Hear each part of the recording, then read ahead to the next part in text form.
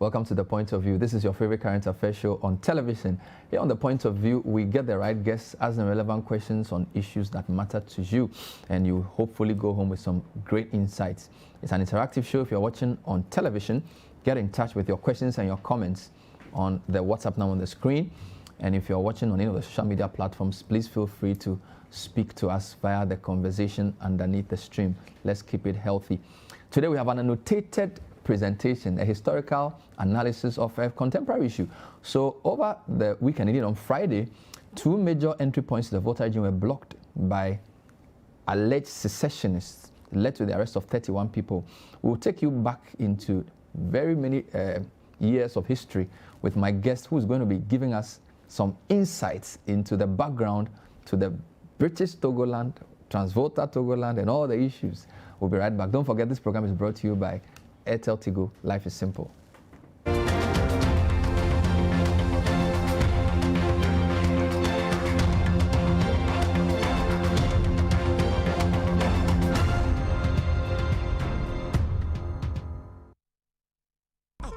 Morning. I just sent you Airtel Tigo money from my new number. We delivered 2 healthy kids last night. Congrats. Have you heard? Kwesi has 2 kids. Have you heard? My son has 2 kids. Agozi. No. Now your sister almost stabbed me. Have you heard the news about the missing chicken? Have you heard? Get free calls and free Airtel Tigo money transfers for 6 months on new Airtel Tigo SIMs. Get a SIM today. I'm just not ready yet. I want to wait a little before getting pregnant again. Stop worrying and live free. No matter who you are, Lydia has a contraceptive just for you. Choose the Lydia Daily Contraceptive Pill with iron as your regular contraceptive, or the Lydia IUD, a non-hormonal contraceptive for long-term pregnancy prevention. Contact the Lydia Contact Center and let us help you decide how to live free. With Lydia, you truly decide.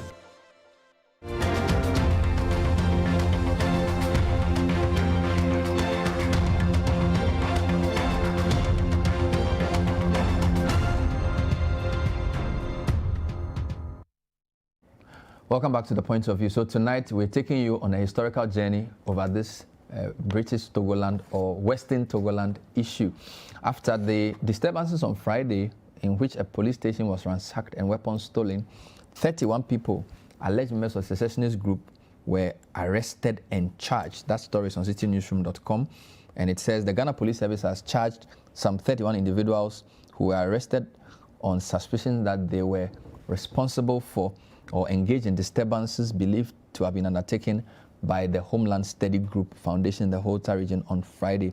They appeared before a circuit court in Accra on Monday, September 28, and they don't have their pleas taken. The other story is that many groups of chiefs have condemned the activities of these people. For example, the chiefs of the Hohwe in the Volta region have dissociated themselves from the activities of the secessionists. They say the group which was responsible for disturbances in the region is a threat to the peace of the region. Then there's an interesting story here. So both stories I read from citynewsroom.com. An interesting story on myjournalline.com where the Volta Regional Minister, Dr. Archibald Yaolecha, has revealed that 3 separate groups exist in this whole conversation. He says there's the Western Togoland Separatists, the Homeland Study Group, and the Western Togoland Restoration Front. And they are saying they are all offsprings of the same group with the same cause, but exhibit some slight differences. So these are some interesting things. My guest in studio is Kweku Ankra. Kweku Ankra is a researcher. He's with the Institute of African Studies. He's been on this show before. Kweku, great to have you. Thank you.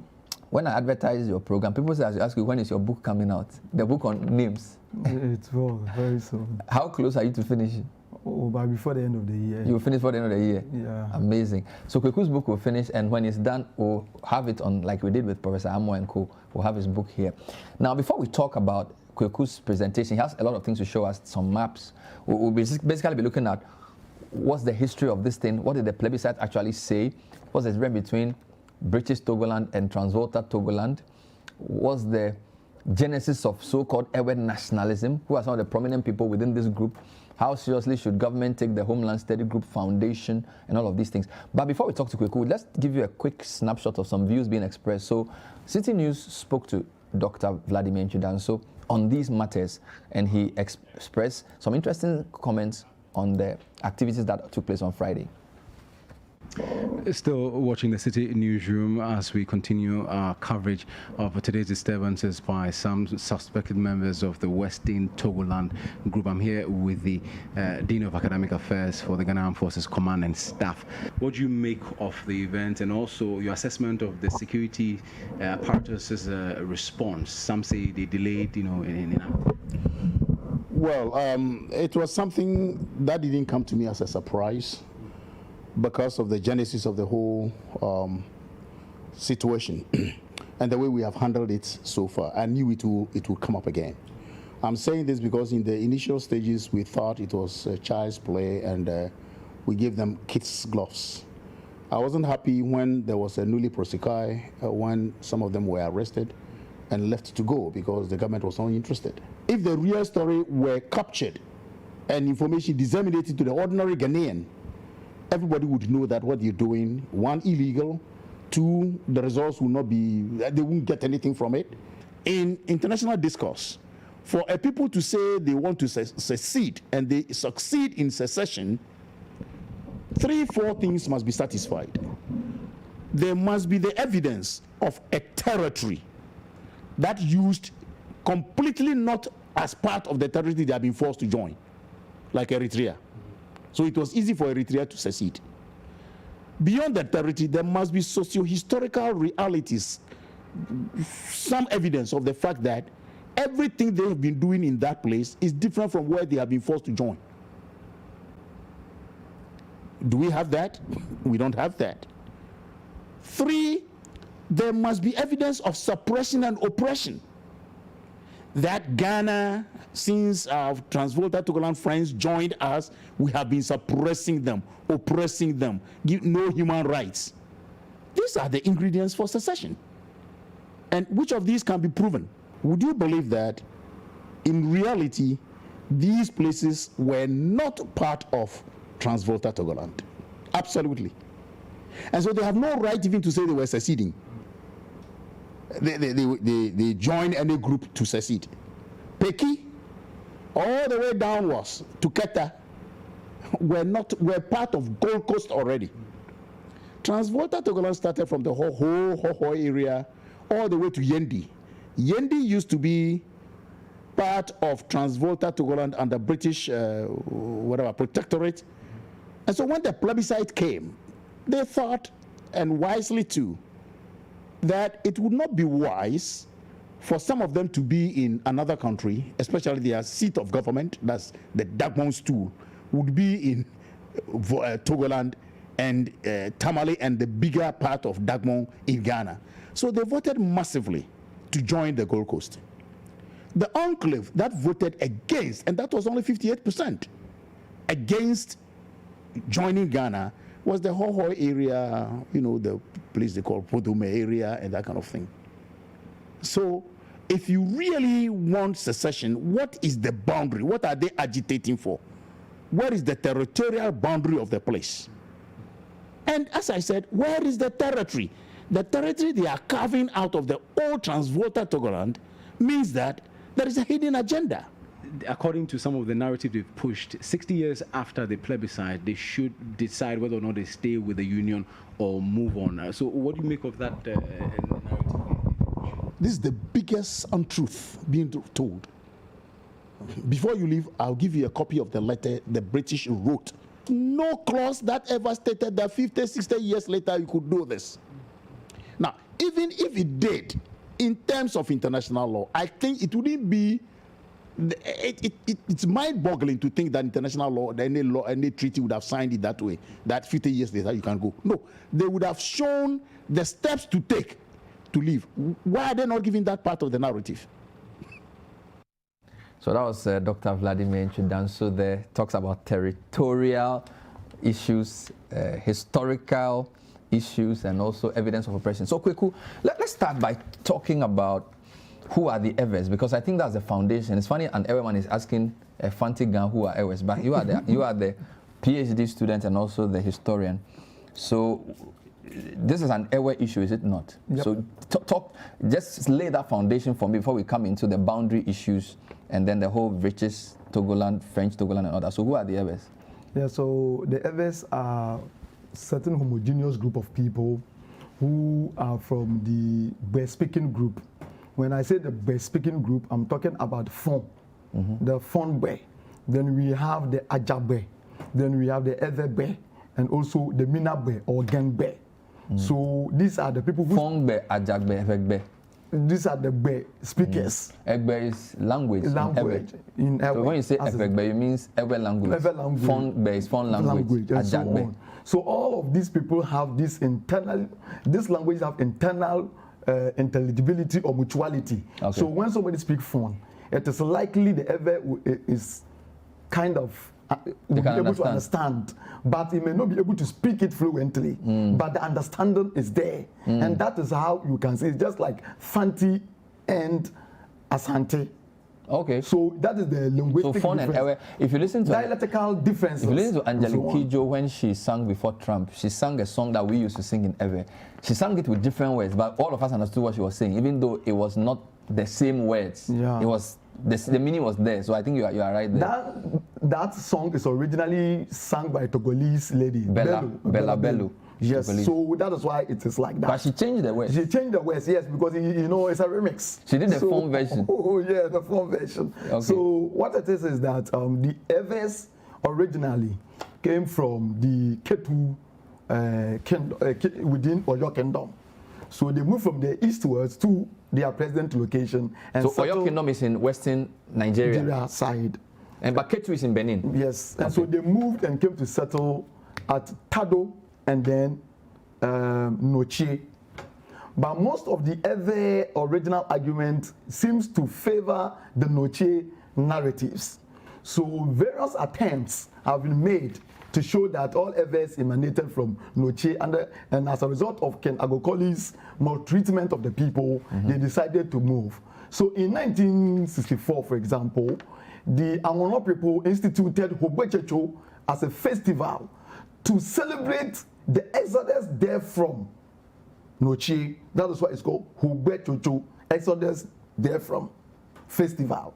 Hogbechecho. Ocho Hogbe. Yes, and then the people in the Evedome area within Ho also say the Glebaja, that is breaking the wall festival, which is also as a way of showing the common origin of the Ewe people from Noche. So these are attempts that were being made to show the Ewes as people who originated from Noche. However, how did they get the name Ewe? Ewe.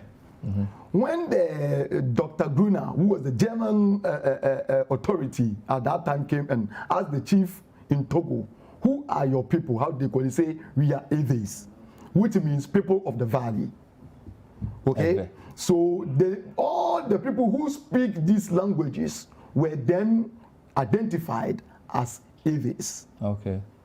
So the colonial struggle for power and space within African geopolitical space was heated within the context of Scramble for Africa, which culminated in 1884-85 Berlin Conference, where Africa was divided and taken as a property of these European powers. The German got the portion, which is the transporter, which became German Togoland. Togoland. German Togoland. Which became incorporated fully, okay, from the 1900s up to 1914. So please show the German Togoland. So the map. German Togoland was in existence for a record of 14-15 years before its implosion. 14 to 15 years. Yes. Okay. This is after the Berlin Conference. That's after the Berlin So Conference. the Germans had Tanzania, they had Namibia, and they had Very good. German Togoland, which is an amalgamation of parts of. Okay, so the part in red, right? So this is part of Togo and part of Ghana together. This is German Togoland. So what it is that the Togolese, as a result of this European boundary that they carved, they space the others within 3 geopolitical space. Okay, three geopolitical spaces. Yes. That is those in Benin, some fraction of others in Benin. That is a French territory. Those in the German territory, and those already in Gold Coast. Okay, they were dispersed. So Germans, British, and French, their territories all had, they were invaders actually. Yeah. They all had areas. So areas in Gold Coast, areas in German Togoland, and areas in Benin. Yes. Okay. So what happened was that the Evers identity as one group of people were dispersed. So there is a need for them to reunite. Other than that, the colonial boundary will put them in various places. So that is what happened. And of this, let me make this point clear. There were Evers in Ghana already who were part of Gold Coast from period of 1888 when the British made an attempt to get all these people in. So from the area from Aplau through Joje, which culminate up to the riverine side with the town areas, all of them were in an entity called Gold Coast Colony. Including Peki. Yes. In fact, all these people, including Peki, were in Gold Coast long before Ashanti even became part of the Gold Coast. Really? Yes. So Anglon, Ton, Peki, and part of Adaklu were part of Gold Coast even before Ashanti. Ashanti became part of the Gold Coast. Okay. Okay? And these Evers are the Anglon, the Adaklu, some of the Adaklus, the Some, then the Ton. So you are talking Aflao and partly Joje. Okay, 2 places. Yes. All those people. Abuzume is part of it. Okay. Okay. So the Somes and then the Town, they were there. This group originally in Gold Coast. In the Gold Coast. Fantastic. So the Evedome were then in the German Togoland. Okay.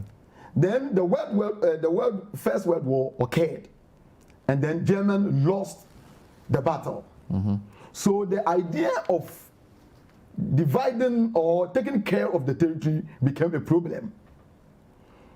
Both Britain and the British were trying to make a claim. In fact, the British and French. Yes, the French were saying they're supposed to get the German territory because Evers originally migrated from their corridor within Benin. So they stand a better chance of administrating the whole thing. They went to the League of Nations. At that time, UN has not come, so then we have League of Nations. And the League of Nations came out to communicate that the 2 of them should administrate this German colony. So it was divided into 2, which is the map you see. And as a result, there came German Togoland, French Togoland, and then the British Togoland, which is Transvaal Togoland. So actually, British Togoland is Western Togoland. Yes. French Togoland is the eastern part. Now, the shaded portion is where Ewes lived. Ewes lived, which is some place which is not part of their territory at all. Okay, sorry, the part that is shaded is the Ewes within the because place. Western Togoland included non-Ewes. Yes, and according to historical record I have, they constituted 21% of the population of the 2 Togolands. I see. They constituted 21%, then 33% of the British Togoland, and then the 16% of the French Togoland, the others, in that order. So that is what it was. And as a result of this division in the Transvaal Togoland, as well as or Western Togoland, and then Eastern Togoland or French Togoland, the idea of trying to come together became the foundation of what constituted the ethnic nationalism. There was a move to ensure that the others who have been dispersed by the boundary, there should be a way of bringing them all together. And this led to formation of political entities. But I need to make a quick point here because I'm sorry, because the British Togoland included places all the way to Yendi. Yes, the map speaks for. Yes. all this. I'm saying that because, you see, the people intersperse British Togoland for Transvolta Togoland. Transvolta Togoland was a creation in 1952, which then had places from Hawkward downwards, and included the parts of the Gold Coast that are also Ewe. Do you follow me? So Western Togoland originally, as you said, was beyond Peki. Peki to the southern part was part of Gold Coast. And it went all the way to the north. But when Ewe nationalism came, that's when they said, okay, all Ewes from the Eastern Togoland, Western Togoland side down to Gold Coast should now be Transvolta. Yeah. So as you are saying, Transvolta Togoland is different from British Togoland. Even current Volta region. Yes. It is quite different. Yes. And that is the confusion people make, as if they were one and the same. Okay. And Professor Menume has made this point abundantly clear. Okay. That it should not be confused at all. Okay. Because as you said, it is a new creation altogether by the Ghanaian state. And it has no vestiges of the Transvolta Togoland at all. In fact, only small portion of the people, voters or people others, form the part of that old Transvolta Togoland. No, you mean British Togoland? British Togoland. British Togoland. Yes. So I just want to make that clarity. Please show the map again, just to be clear. So British Togoland is the western part of the territory that Germany used to control. Yeah.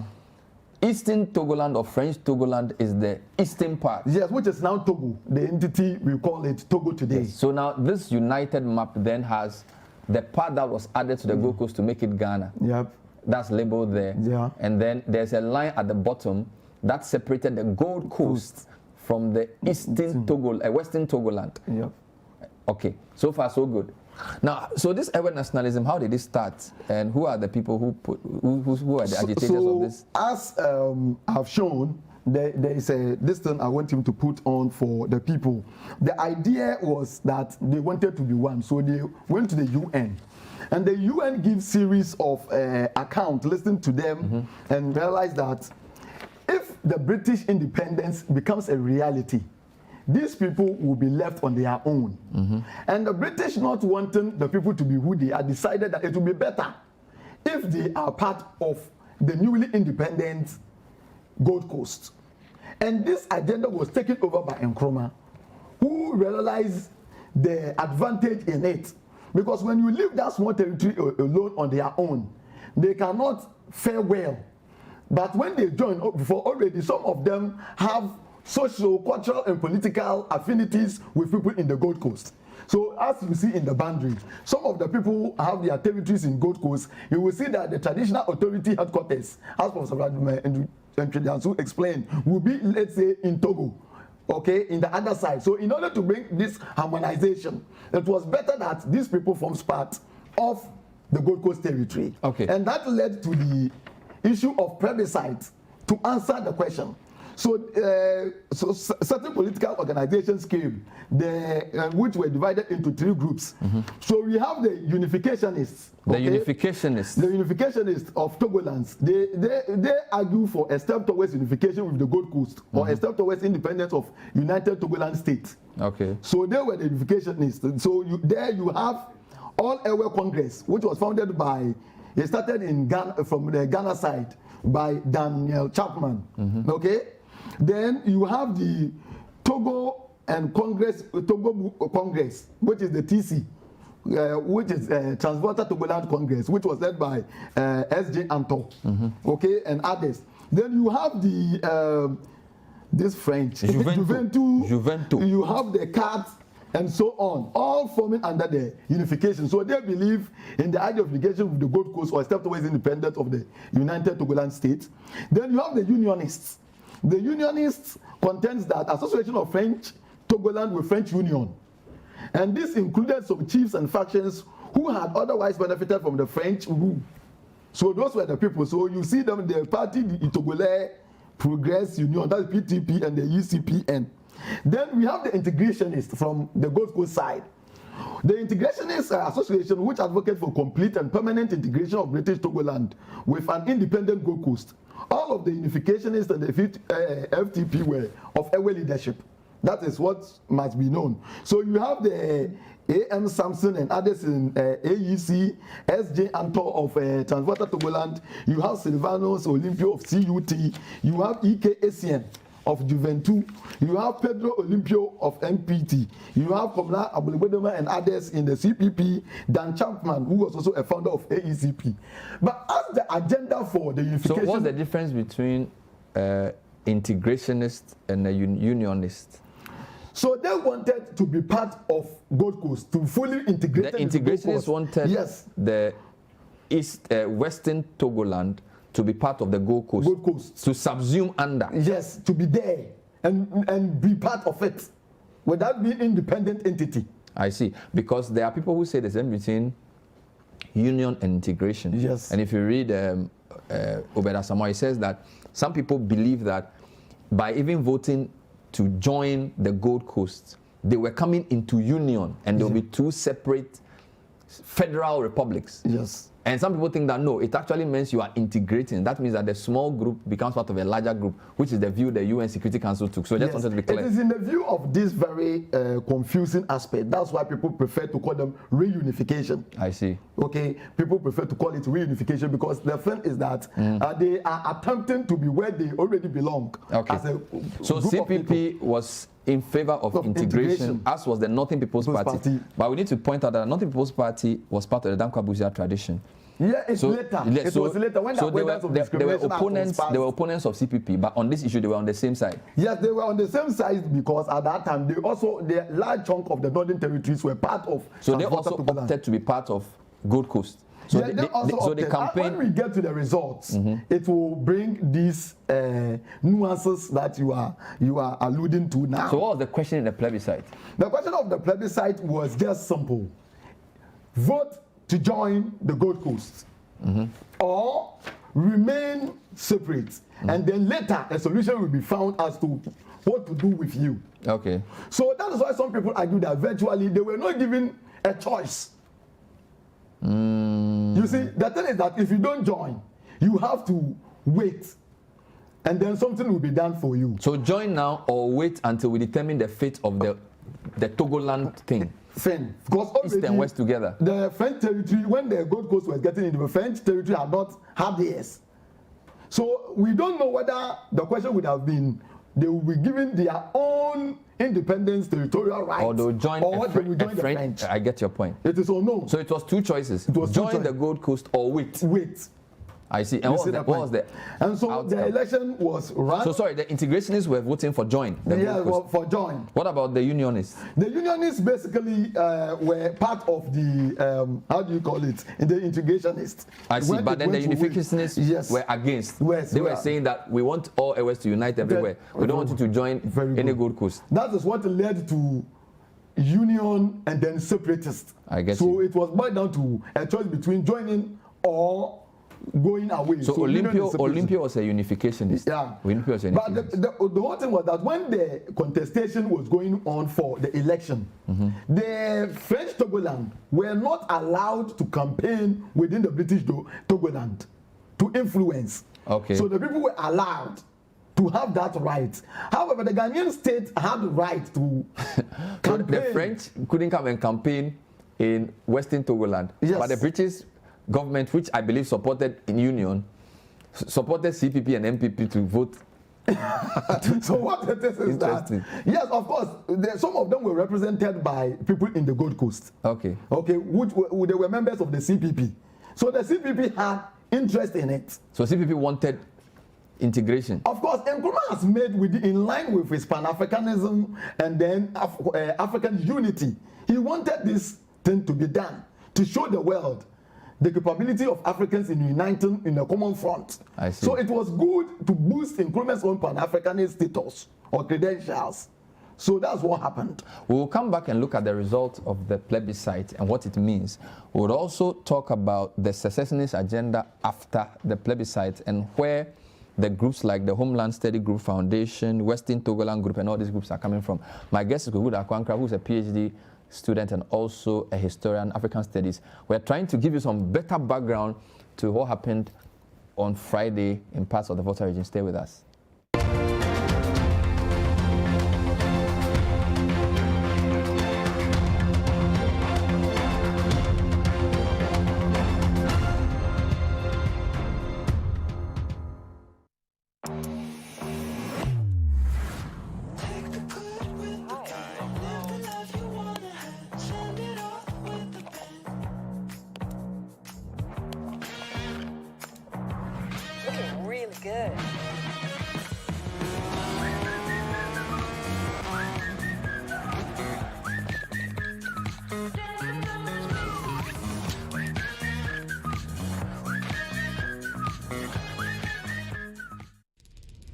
Don't just watch, be wowed. Get fired up.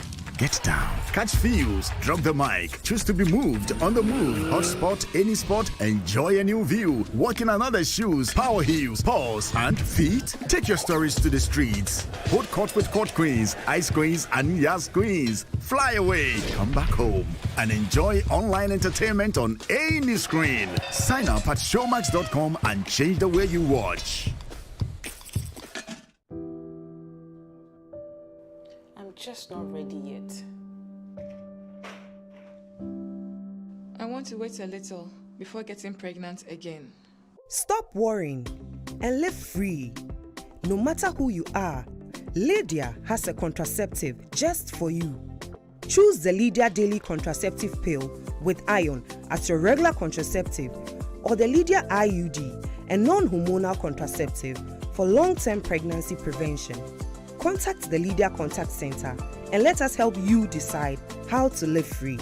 With Lydia, you truly decide. Dance the night away with some real funky shows this September on GoTV. And get hip and fabulous with some Niger food to whet your African appetite. Why don't we eat? It's all mind over matter when you upgrade to GoTV Plus or GoTV Max. It takes a brilliant mind to take down an insane street-smart criminal. Stay connected or upgrade to GoTV Plus or GoTV Max for access to real groovy shows. We're putting the funk in entertainment. GoTV. Live it. Love it.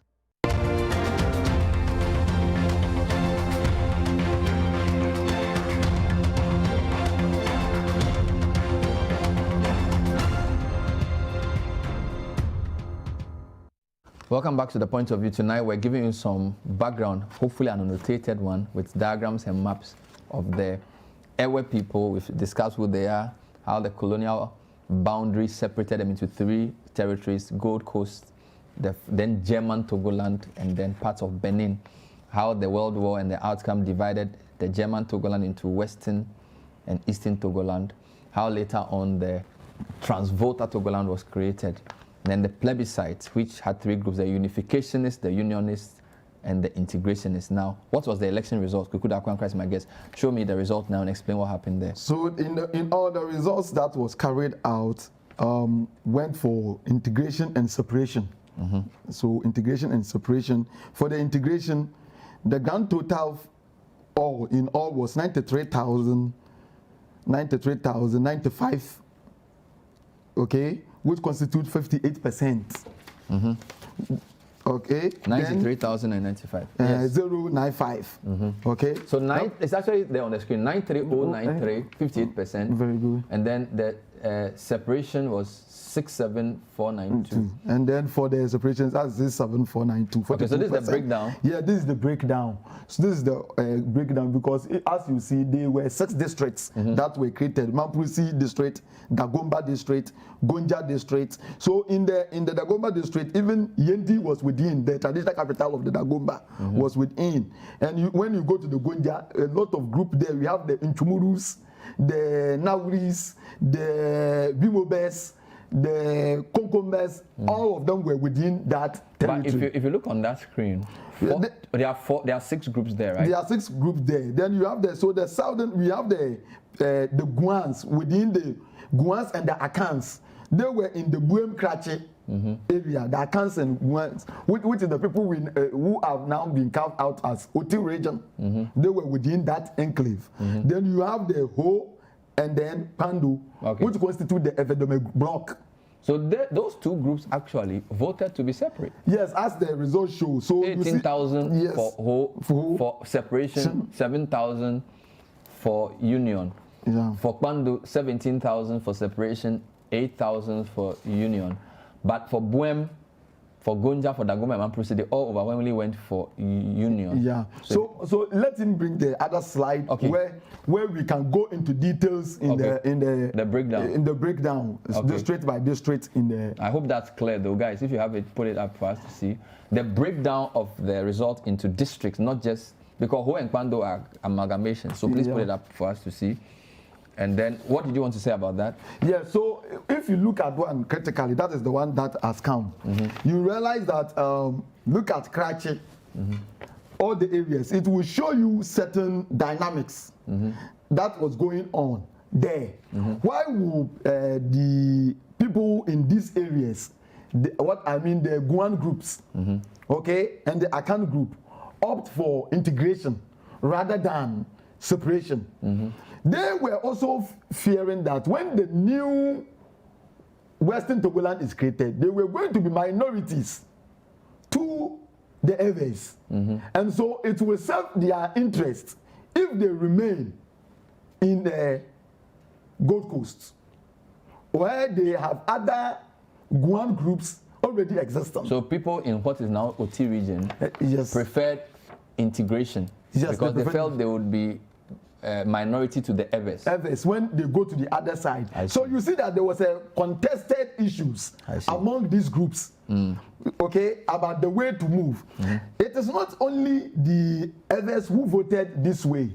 If we bring the Northern Territory ones, let him bring the Dagomba, then the Gonja area, you realize that the Bimobes, the Konkombes, the Nawulis, and the Nchumurus also voted heavily against integration.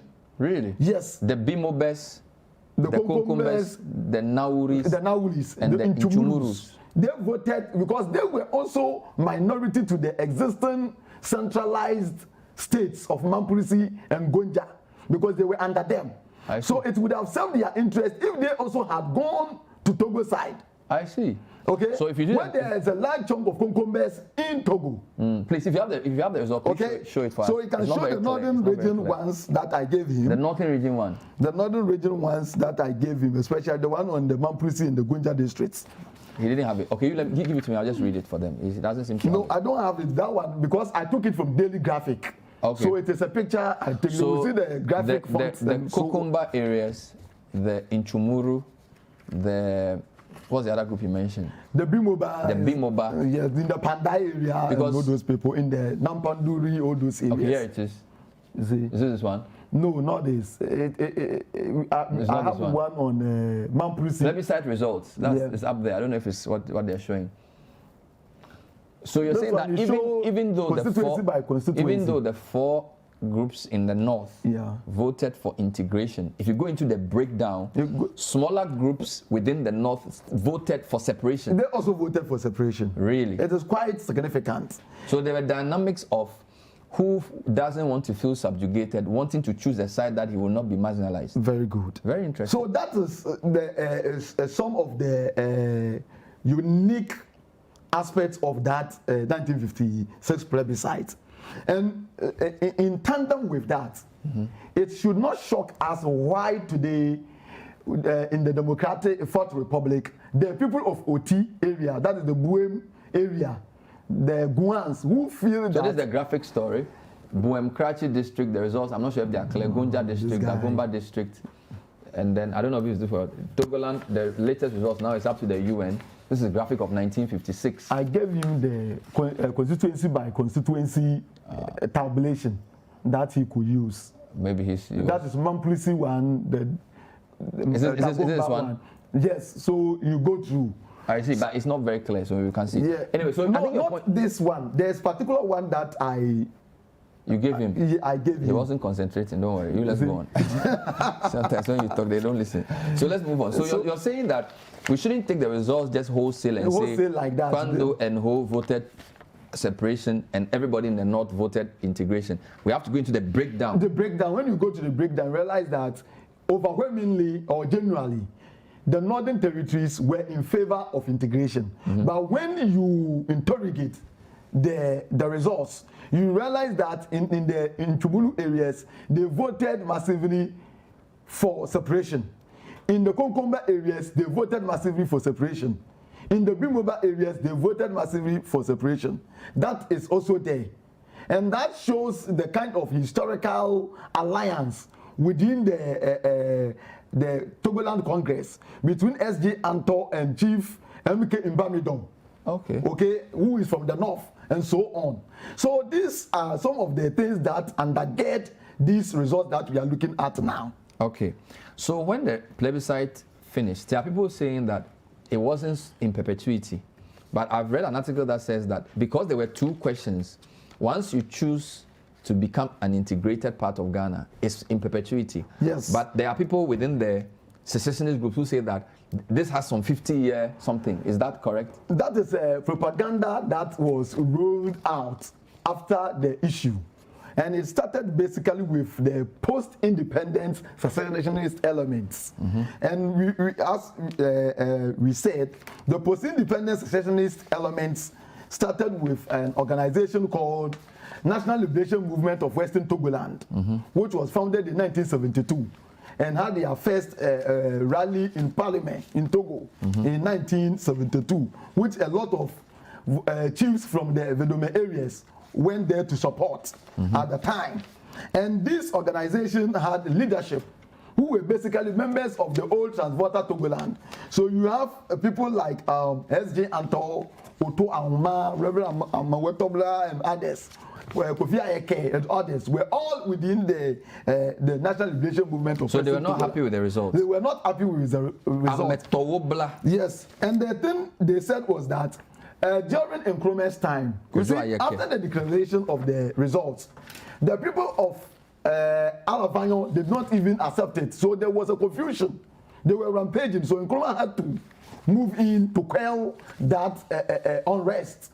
We heard there were even some arrests on Independence Day because some people in Ho didn't want to celebrate the Independence Day. Absolutely. And what also happened again was that as a result of this activity, Nkrumah have to use the Preventive Detention Act to arrest most of these people, and also some of them have to flee from Ghana. How did this influence Ghana-Togo relations? Because Olympio was against integration, and Olympio would later become Togo's prime minister.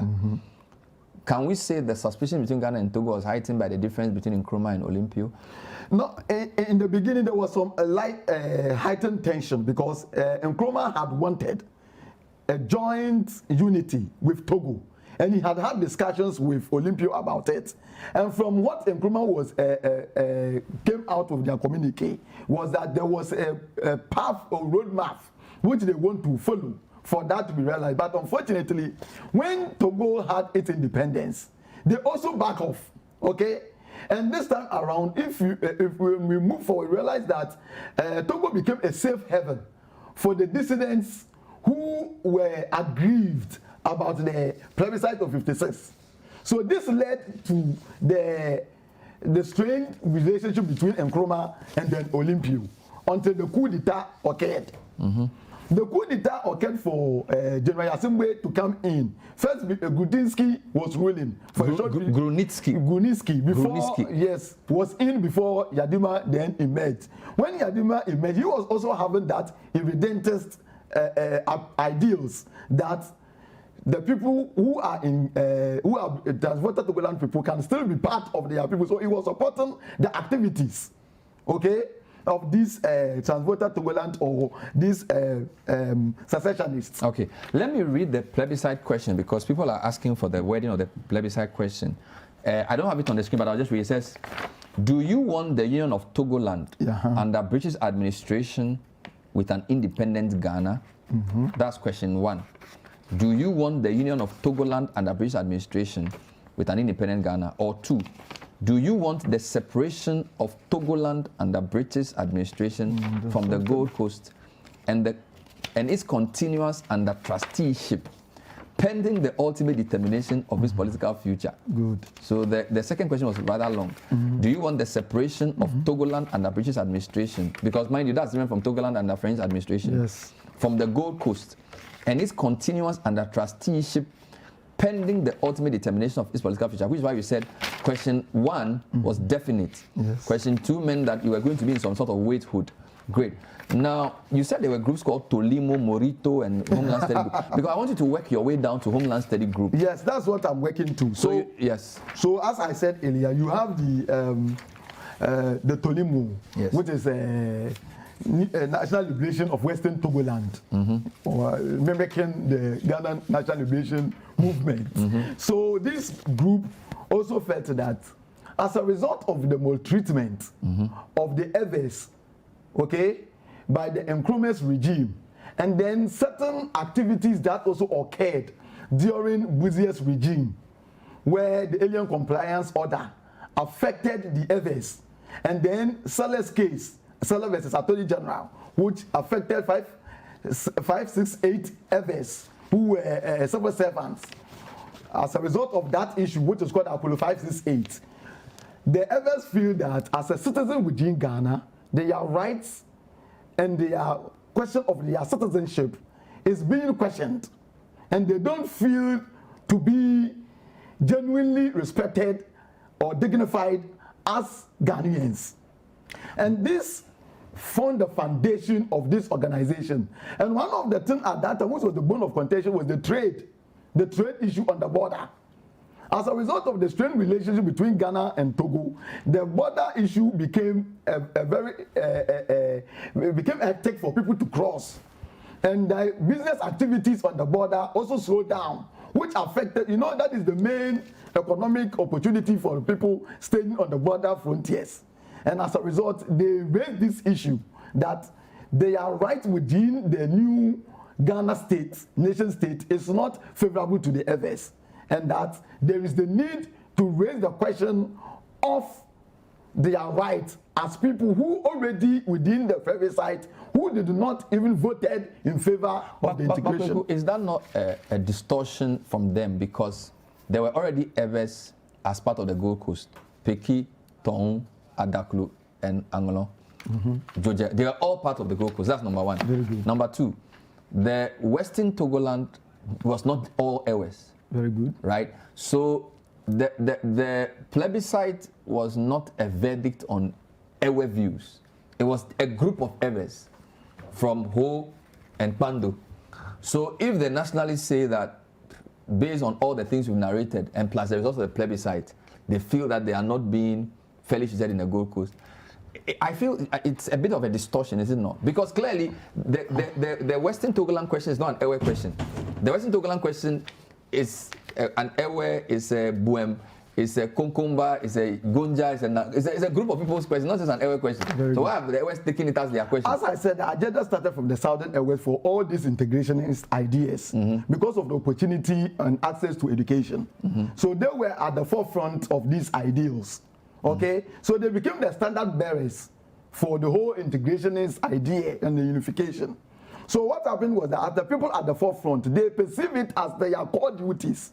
So when the plebiscite came, now other people who used to be historically be on their side have now been integrated into the northern region, into how do you call it, Bang Ahafo region, and then into the new Volta region. And as a result, the activities were confined within the Volta region. So if you look at the activities of the Tolimo, it was within the Volta region itself that the activity centered. It does not have more of, how do you call it, other people in the northern Ghana region. Okay. However, on the Togolese side, you could see there were a lot of Togolese others who are from the northern side, who even supported, how do you call it, Tolimo in this order, from the ministers and people who were involved in this organization. So the high-ranking former Togoland Congress heavyweight from Ghana, such as Kofi Dumega, Roberts, Albert Simpson, were all coming in from the Ghana side. Then on the Togo side, you have Colonel Dedum Asila, who was an Ewe from Nuja, who was then the deputy chief of the armed forces in Togo. Then you have Dikeni Kerim, who was a Konkomba, who became the Minister of Education and Scientific Research in 1977. Then we have Filitete Voile, who was an Ewe from Deyi areas, Deyi areas, who was also a Minister for Sports. And then Yadima himself was also supporting. These people went even further to petition the OAU about the fact that they are being maltreated in Ghana and there is need to revisit the Togoland question. So this is the origin of the Tolimo. These were the people who formed the foundation. And then there's a group called Morito and also Homeland Study Group. So let me take a break. I'll come back and deal with that. So Tolimo was the Togolese side of the secessionists or the Ewe nationalist group. There's also Morito and Homeland Study Group. We'll talk about them when we come back and read your comments. This is the point of view. Don't go away.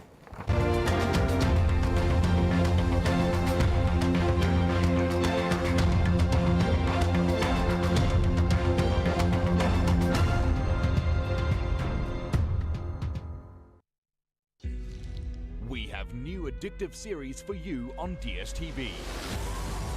A country invaded, another surrendered. What will America do? So much has changed. No, you've changed. Love a good British drama.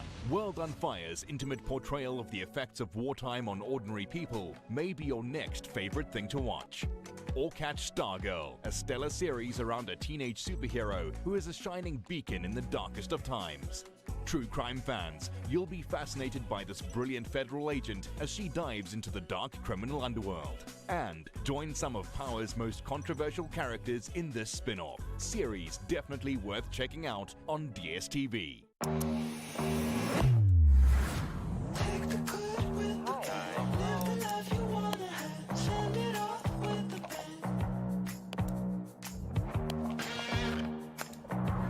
Looking really good.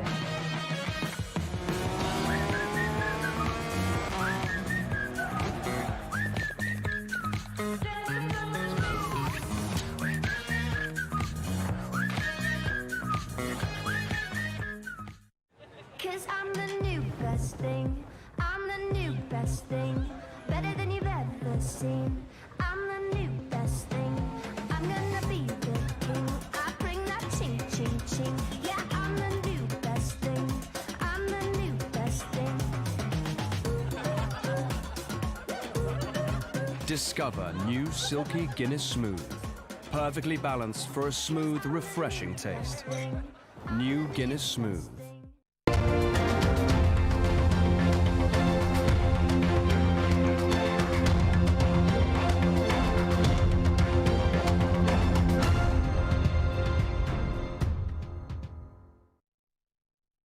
Welcome back. A lot of comments. A few comments. Abeku from Zakono says, Ben, can your guest tell us when Ashanti became part of the Gold Coast and which parts of the Volta region were already part of the Gold Coast before the Ashantis joined? We've already explained that.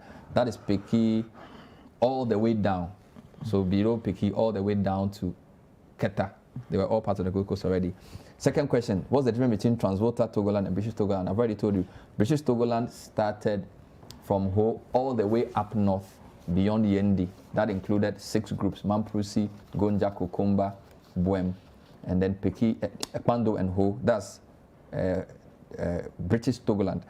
Transvolta Togoland, however, is Ho and Pando down south. So Transvolta Togoland is a new creation. That's what they used to carve out the Volta region. So if in fact you look at the current Volta region in the 16 map Ghana, which has Oti, the whole Volta region down is Transvolta Togoland, if you want an approximation. Okay, now Kweku, you said there was Tolimo Morito. How did this Homeland Study Group form? And also, which other key personalities were in the secessionist group? Because now the group that's been mentioned is the Homeland Study Group. When did they come from? Have they always been there, or are they a new group? Yeah, so as I said, the Tolimo, the National Liberation of Western Togoland, they operated from 1972 up to 1978. Okay, and Rawlings came in. So from the Rawlings period, the activities of secessionists went down. However, in 1984, the secessionist agenda emerged again, and there's a man who called Dr. Ben Kofi Koji. He founded another organization called Movement for a Resurgent Togoland, Morito. Okay. Yes, he founded it to engage in study and research about the Ewe question. And so he was practicing doctor in Togo, and he moved to Ghana to come and start the agenda. But of course, Rawlings did not accept his view of this secession, so he was arrested. And then he fled. When he was released, he fled to England, where he went to study and another PhD degree to study the Togoland question very well and re-emerge to become an advocacy mouthpiece for articulation of this secessionist agenda. Unfortunately, he died. So where he left off, where Ben Kofi Koji left off, is where this Homeland Study Group took over. So that's where Papa V comes in? Yes, that's where Papa V and his group came in. They took over from Dr. Ben Kofi Koji. But the minister is telling us that there are 3 groups. He says there's the Homeland Study Group, there's the Western Togoland separatists, and then there's also the Western Togoland Restoration Front. There's another one called Aswatoy, which was the youth group. I see. Who have also been part. So apart from there are many groups. Yes. Small groups. The ideas is also being the idea of the identity as Eves has always been unique to the Ewe people because they are a group of people who have suffered by the colonial boundary demarcations. So they have always made an attempt to interrogate the issue and debate about it and how to share their commonness as a homogeneous group. So there have been a lot of Ewe organizations, especially the diasporic collectives called Siana, which is composed of about 16 Ewe groups. Most of them are working. They are in Canada, United States, and UK. I see. These groups. But just a quick one. Intuit also says that the 2 places they blocked on Friday indicates that they don't understand the history of this because it's not part of the British Togoland. Very good, very good. So I'm getting there. So these organizations have been there. Within this debate, it's one single individual who have made serious contribution, okay? But he, unlike the secessionists, he has always called for a process of, he argued apparently that the processes of the integration is flawed. And he has demanded negotiations over the terms by which the British Togoland was integrated into the system and how they should remain inside. And that person was Honorable Kwesi Kedem, former Member of Parliament for North Tongue. For Hall West South. For Hall West South. So he has been written series of articles and books, published work, which he think can aid the debate. So he's not part of the Homeland Study Group? No, he is not part of it. He has a different, he understands the issues better. And he believes in staying within the system, then articulating the concerns of the people so that they can negotiate for better returns for the others. So you think if the government should listen to somebody between Papavi and Kwesi Kedem, they should listen to Kwesi Kedem? Kwesi Kedem is the best because the man has published in the 2005, he published British Togoland, An Orphan or a Death of a Nation. That is the first book trying to attempt to answer this question. Then in 2007, he again published How Britain Subverted and Betrayed British Togoland. Then when the Constitutional Review Committee was put up, Kedem again compiled the work of his works and his views and the approach that he thinks can be used to resolve the question into what is called Constitutional Review Commission and the Rectification of Ghana-British Togoland Union, which he published in 2010. So he is one single individual who is also concerned about the issue. But for him, he believes in different approach, not secession. Probably he might be laughing at the way these people are handling the issue, okay? Because he is an intellectual force and he understands the issues very well and he articulates it right. So back to your So how can government resolve this? Should they've arrested 31 people, they should charge them or they should just, what should they do? You see, when it comes to the issue of repression, you have to use 2 approaches. First, since they have devolved into the militancy has come in, the state apparatus should not just watch them. These people should be arrested, but it should not end there. There must be a negotiation with the people.